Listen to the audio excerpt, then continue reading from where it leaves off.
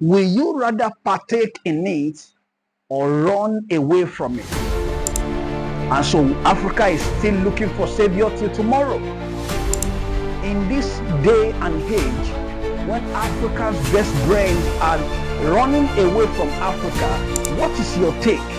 They save all their hard-earned money they put into relocation to Europe with their family, with astronomical school fees to pay, and then after study, then they have to pay 2,000, 3,000 pounds for post-study visa.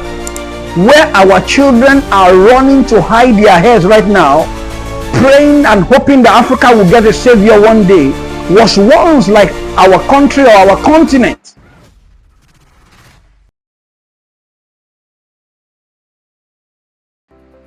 Hello, I am Akinoti Joseph Akitola. I'm a business development strategist, a business consultant, a speaker at events, and a clergyman. I've come to you this day with a thought in mind about the wealth of Africa. The wealth of Africa. Will you rather partake in it or run away from it?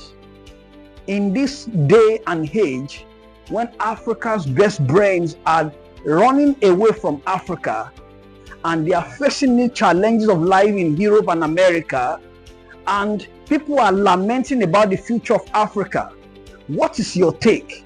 Are you going to partake in the prosperity of Africa, or you are going to run away from Africa? Recently, I heard from one of the people that have gone to Europe. Imagine that our children, our best brain here, they save all their hard-earned money they put into relocation to Europe with their family, with astronomical school fees to pay, and then after study, then they have to pay 2,000, 3,000 pounds for post-study visa. And these people are just struggling over there. And this is the view they have before leaving Africa, that maybe Africa's savior is not yet here. And so Africa is still looking for savior till tomorrow. But I've come with a new thought to you. As a burdened African son, I have been studying about the prosperity of nations. And that is why this afternoon I come with the title, Wealth of Nations, Africa's Prosperity. Will you rather partake in it or run away from it? The places our people are running to, that they see as safe haven right now, was once like Africa. Where our children are running to hide their heads right now, praying and hoping that Africa will get a savior one day, was once like our country or our continent. But some people stood up to build their nation. Let me ask you a question. Imagine a country where the average lifespan is 45 years and 5% of people have access to indoor plumbing. The majority of people spend their 52% of their earnings on food only. And government was not helping. Corruption was everywhere. What do you think will happen to such country? Is that not describing our state in Africa today? But if I tell you that that was what America was before 1900, I have a video here that I want you to watch. The state of America before the introduction of cars. I mean early 1900, before there could be cars in America.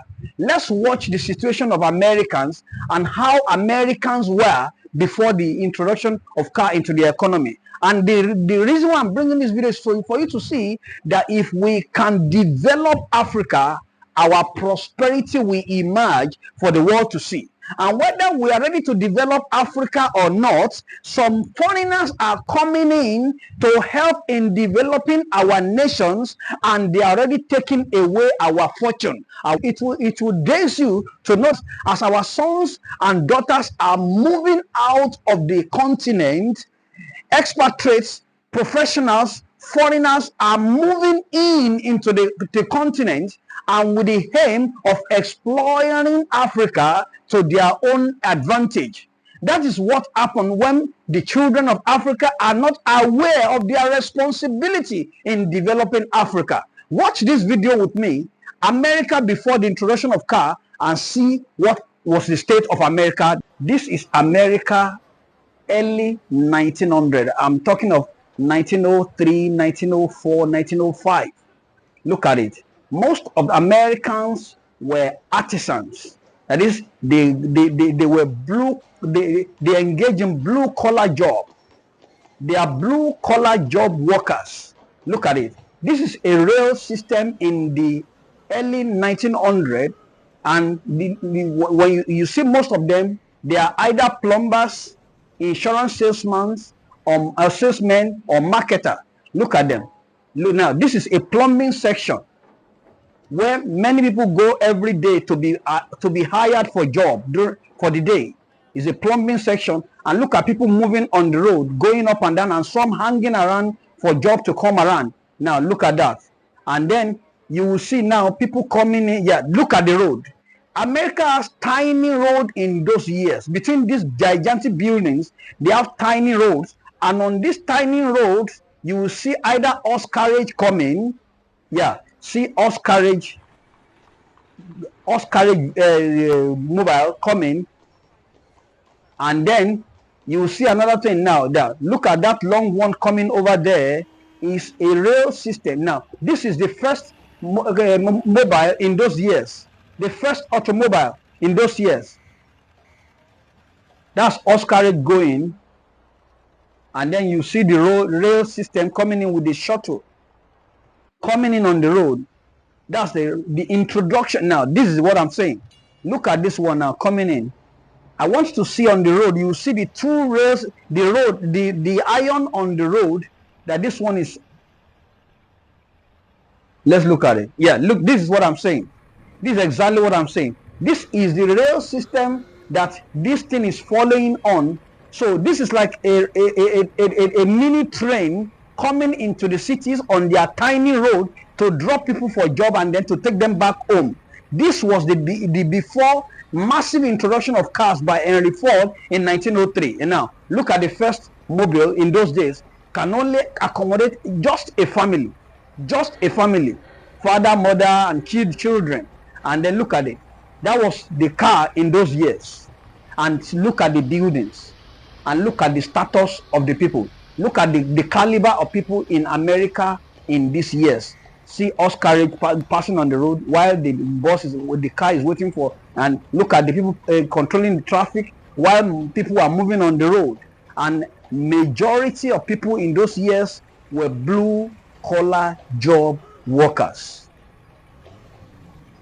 Majority of them were blue collar job, and that's a shuttle. Now look at another section of the town, and people moving up and down, people waiting to be hired for job or hanging around for their expertise to be demanded. This is America. Look at majority of people. This is a popular area in America. They are either hanging around, reading newspaper, waiting to be engaged. This is, can you imagine, this is America? This is when I was saying the other time that 45 years was the average lifespan of Americans this time. And then average Americans spend 50% of their earnings on food. And only 5% have access to indoor plumbing, and there was no help from government, and corruption was everywhere until Henry Ford launched the car. Thank you for watching this video with me. That was the state of America early 1900. I mean 1903, 1902, 1904. And that year, Henry Ford launched his product. Henry Ford launched Model T. This was the first car. When in the middle of non-development, corruption everywhere, average people with lifespan of 45 years, mortality rate, and then even out of 1,000 births, 200 mortality out of 1,000 births.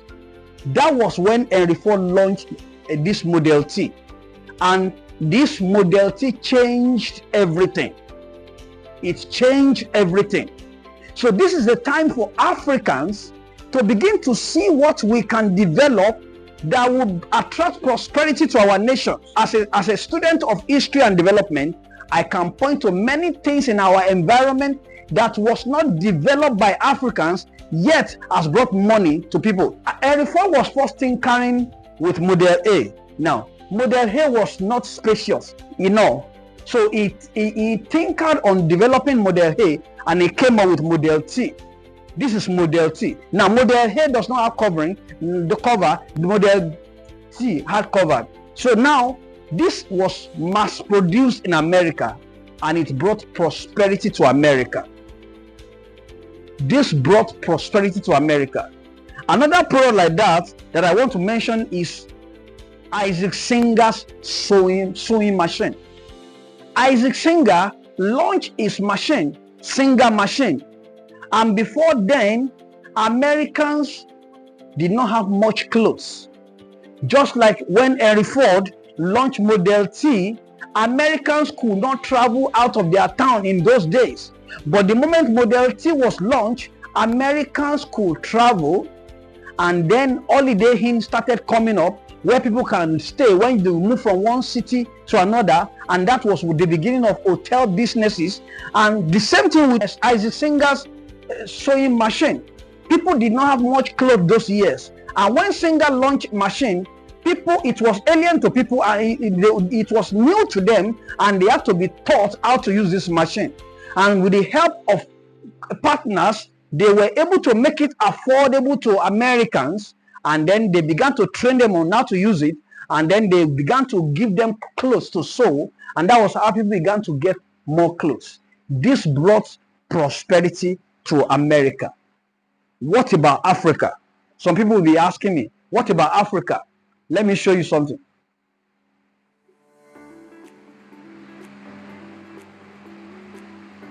Look at this thing. Africa before telecommunication, Africa before cell phones was not prosperous much. And then one son of the soil, Mo Ibrahim, decided from America to come and launch telecommunication in Africa. He was laughed to scorn, but he was determined. And by the time he brought telecommunication to Africa, look at what happened. A lot of resources were attracted to Africa. Let me leave that. Let me go to Indomie. When Aresh and Sajen Aswani came to Nigeria in 1985, and they started their textile business called Aswani Textile in Lagos here. Some few years later, they came up with the idea of noodle. A food that can be affordable to poor Africans and can be cooked within 2 to 5 minutes with one egg in it, can give you a balanced diet. And look at what Indomie has attracted to these people. Now, Indomie has brought in a lot of resources for them. This is the way to partake in Africa's prosperity. Because as people are running away from Africa's prosperity, some people are already making fortune out of Africa's situation, and unfortunately they are not Africans. So why should we be looking and not partake in Africa's prosperity?